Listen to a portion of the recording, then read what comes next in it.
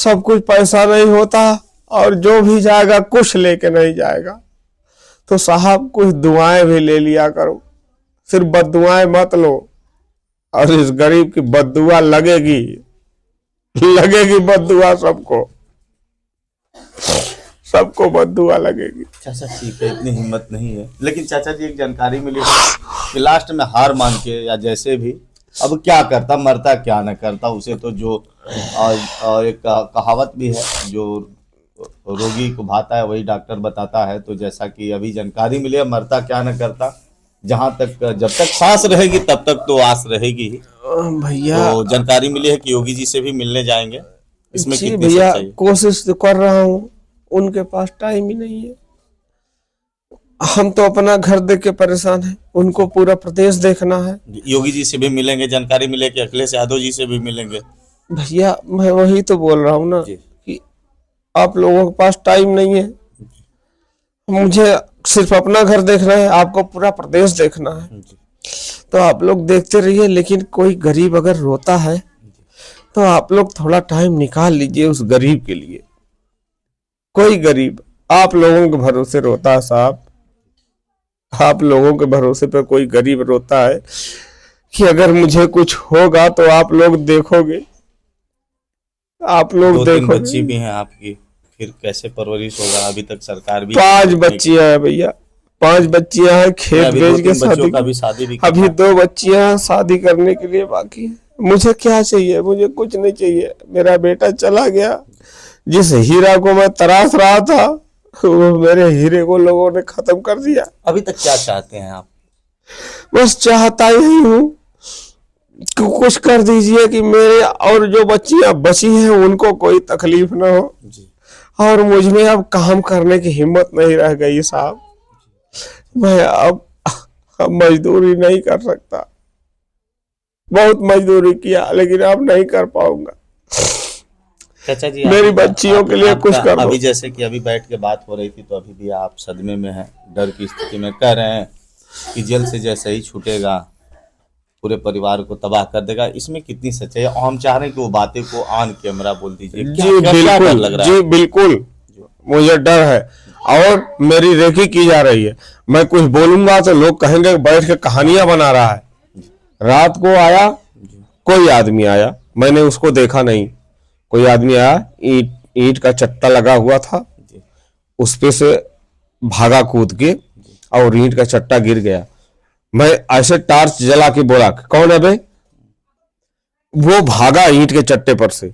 उसके बाद उसके रिश्तेदार, उसका रिश्तेदार जो हिस्ट्री सीटर है, वो भी आजमगढ़ जिला से जिला बदर है, उसका नाम भी बता रहा हूं, आद्या प्रसाद यादव नाम है। वो बोला आप चलो मेरे साथ, आज ही चलो, मैं अपनी माँ से मिलवाऊंगा।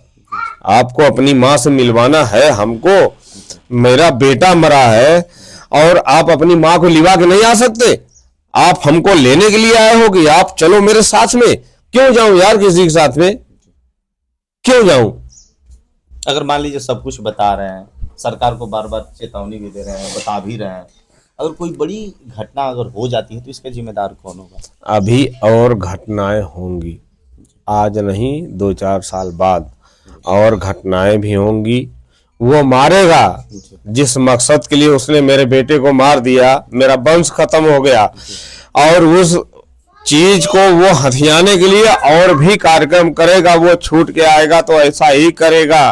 और लोग बोलते हैं कि वो छूट के आएगा तो यही रहेगा। लेकिन आपकी मांग थी कि एनकाउंटर हो, जेल से रिहा ना हो, आजीवन कारावास हो, फिर कैसे आप कह रहे हैं कि वो 4 साल में छूट जाएगा? भैया उसके पास पैसा है, मेरे पास नहीं है। अच्छा।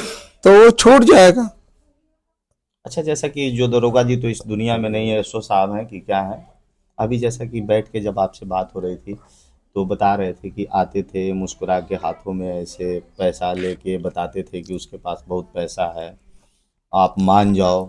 तो आपने एक बयान दिया था कि क्या हम गरीब हैं तो चिल्ला भी नहीं सकते, जैसा कि अभी बैठ के बता रहे थे, उसमें कितनी सच्चाई है? हम चाह रहे हैं ऑन कैमरा नहीं जी भैया, वो आते थे, उसको डांटते भी थे, लेकिन हमको कहते थे कि यार उसके पास बहुत पैसा है। तो हमने यही कहा था कि साहब जिसके पास पैसा है तो क्या आप लोग इसलिए बैठे हो, इसलिए आप बैठे हो कि उसके पास पैसा है तो मेरे पास नहीं है, न्याय व्यवस्था के लिए बैठे हो ना। साहब ऐसा मत करो, आप लोग ऐसा मत करो साहब। मैं हाथ जोड़ के कहता था कि मेरे पास पैसे नहीं है और मुझे भगा दिया जाता था साहब, डांट के भगा दिया जाता था।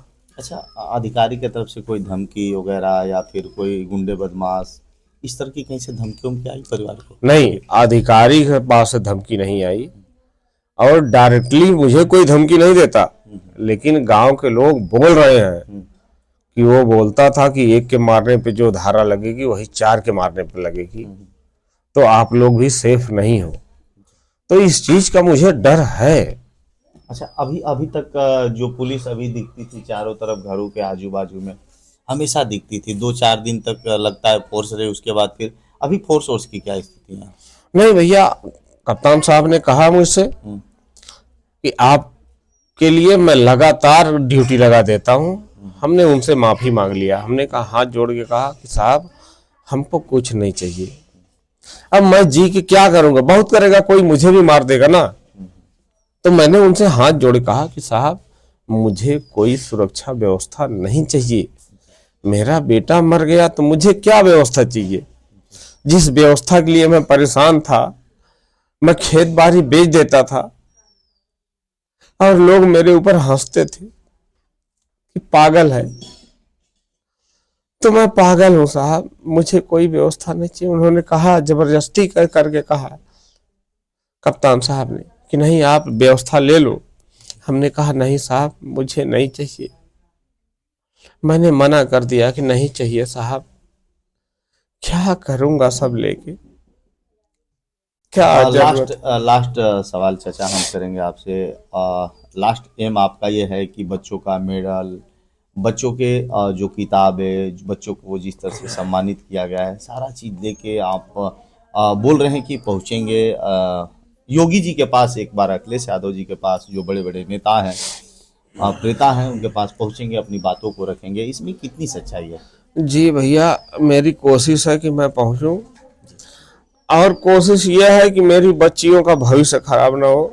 जो मेरे पास बचा है वो मेरे पास बचा रहे, उनका भविष्य खराब ना हो, इसलिए पहुंचूंगा। और मेरी कोई ख्वाहिश नहीं है, मुझे कोई शौक नहीं है, बस मैं चाहता हूं कि पहुंचूं। आप लोग हो सक्षम हो, आप लोग सब कर सकते हो, तो कम से कम इस गरीब बाप के लिए कुछ कर दो। जाते जाते पब्लिक